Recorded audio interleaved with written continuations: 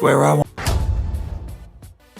Hello viewers, मैं हूं सरताज sir और आप देख रहे हैं सरताज सर की क्लास। भाई आने वाली है 26 जनवरी यानी कि गणतंत्र दिवस और मेरी तरफ से आपको एडवांस में गणतंत्र दिवस की हार्दिक शुभकामनाएं। भाई इस वीडियो में मैं आपको 26 जनवरी यानी गणतंत्र दिवस यानी रिपब्लिक डे से जुड़े बहुत सारे अंग्रेजी के शब्दों की हिंदी बताऊंगा जो आपकी इंग्लिश वोकैब पावर को बहुत ज्यादा मजबूत कर देगी। तो इस वीडियो को आप एंड तक जरूर देखिएगा। आगे बढ़ने से पहले चैनल को सब्सक्राइब कर लीजिए, सब्सक्रिप्शन बटन के बराबर में बेल आइकन होगा उसको दबा दीजिए ताकि रोज आने वाली वीडियोस की नोटिफिकेशन आपको बिल्कुल टाइम पर मिल जाए। My dreaming, what just happened? This is not a Christmas. तो चलो भाई शुरुआत करते हैं इस वीडियो की और जानते हैं 26 जनवरी से जुड़े बहुत सारे अंग्रेजी के शब्दों की हिंदी। भाई देखो, आप सबको पता होगा हम 26 जनवरी यानी गणतंत्र दिवस इसलिए मनाते हैं क्योंकि उस दिन हमारे देश का संविधान लागू हुआ था।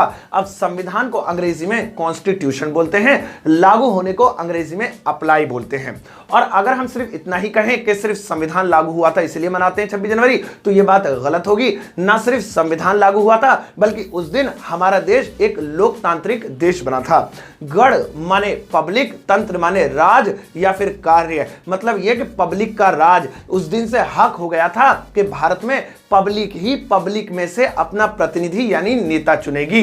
अब लोकतंत्र को अंग्रेजी में डेमोक्रेसी और लोकतांत्रिक देश को अंग्रेजी में डेमोक्रेटिक कंट्री बोलते हैं। हमारा भारत भी एक डेमोक्रेटिक कंट्री है। तो जिन देशों में चुनाव होते हैं, नेता चुना जाता है, वो डेमोक्रेटिक कंट्रीज हैं। लेकिन कुछ देश ऐसे भी हैं जैसे हमारा पड़ोसी देश नेपाल, वहां पर चुनाव नहीं होते हैं, राजा का बेटा ही राजा बनता है। तो ऐसे देशों में लोकतंत्र नहीं राजतंत्र होता है और राजतंत्र को इंग्लिश में मोनार्ची बोलते हैं। 26 जनवरी वाले दिन प्रधानमंत्री महात्मा गांधी की समाधि पर जाकर उन्हें श्रद्धांजलि देते हैं और उसके बाद देश के तीनों सेना अध्यक्षों को सलामी देते हैं। अब यहां पर प्रधानमंत्री की इंग्लिश तो आपको पता ही होगी, प्राइम मिनिस्टर। अब समाधि को अंग्रेजी में मौजोलियम बोलते हैं और श्रद्धांजलि देने को पे होमेज बोलते हैं। मैं एक सेंटेंस के थ्रू आपको समझा देता हूं।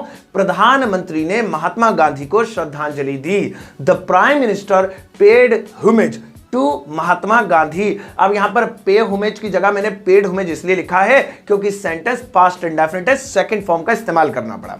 अब बात करते हैं तीनों सेना अध्यक्षों की। तो देखो, जल सेना अध्यक्ष नेवी चीफ होते हैं और थल सेना अध्यक्ष आर्मी चीफ होते हैं। इसके अलावा वायु सेना अध्यक्ष जो होते हैं वो एयरफोर्स चीफ कहलाते हैं और सलामी देने को अंग्रेजी में सैल्यूट बोलते हैं। जी हां, बिल्कुल सैल्यूट शब्द सलामी के लिए प्रयोग किया जाता है। फिर इसके बाद राष्ट्रीय गान गाया जाता है, झंडा फहराया जाता है और 21 तोपों की सलामी दी जाती है। अब यहां पर कुछ शब्दों की मीनिंग ट्रांसलेशन जरा गौर से सुनिएगा।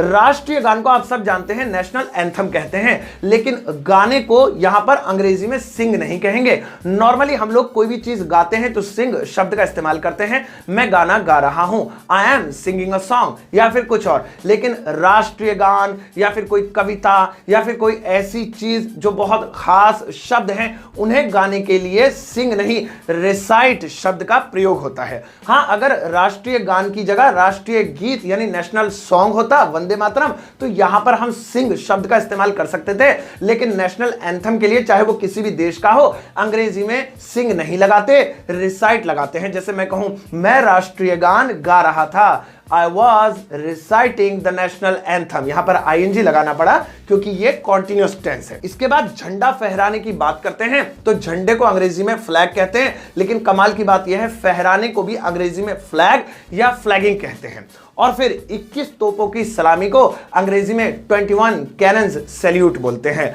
तोप को अंग्रेजी में कैनन बोलते हैं और सलामी को मैंने पहले ही आपको बता दिया है, सैल्यूट बोलते हैं। वैसे ये 21 तोपों की सलामी देने का रिवाज अंग्रेजों के जमाने का है। अब रिवाज को अंग्रेजी में कस्टम बोलते हैं और अंग्रेजों के जमाने को इंग्लिश में कॉलोनियल एरा या फिर कॉलोनियल पीरियड कहते हैं। अब यहां पर ध्यान रखने वाली बात है, अक्सर हम कंफ्यूज होते हैं, अंग्रेजों के जमाने को ब्रिटिश एरा, ब्रिटिश टाइम वगैरह वगैरह बोल देते हैं, लेकिन सही अंग्रेजी का जो पॉलिटिकल वर्ड है अंग्रेजों के जमाने का, वो है कॉलोनियल पीरियड या कॉलोनियल एरा। इसके बाद राष्ट्रपति मुख्य अतिथि के साथ राजपथ की तरफ चले जाते हैं।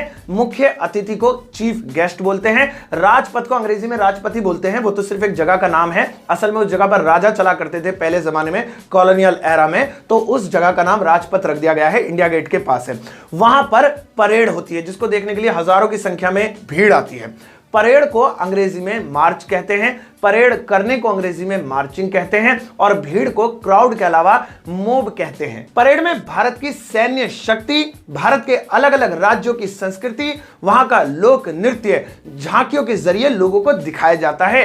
अब झांकी को अंग्रेजी में ग्लिम्स कहते हैं, सैन्य शक्ति को अंग्रेजी में आर्मी पावर कहते हैं, संस्कृति को अंग्रेजी में कल्चर कहते हैं और लोक नृत्य को अंग्रेजी में फोक डांस कहते हैं। और कुछ इस तरह से 26 जनवरी यानी गणतंत्र दिवस यानी रिपब्लिक डे के महोत्सव का समापन हो जाता है। और क्या आप जानते हैं, हमारा देश पूरी दुनिया में सबसे बड़ा लोकतांत्रिक देश है, यानी वर्ल्ड्स लार्जेस्ट डेमोक्रेटिक कंट्री है। तो ये थे गणतंत्र दिवस से जुड़े कुछ अंग्रेजी के शब्द जिनकी हिंदी मैंने आपको बताई। अब अगर कोई शब्द छूट गया है जो आपके दिमाग में आ रहा है, वो आप पूछना चाहते हैं तो इस वीडियो के कमेंट बॉक्स में कमेंट करके मुझसे पूछ सकते हैं। मैं वहां उसकी ट्रांसलेशन, उसकी हिंदी, उसकी मीनिंग आपको बता दूंगा। ये वीडियो आपको कैसे लगी ये भी वहां पर लिखिएगा।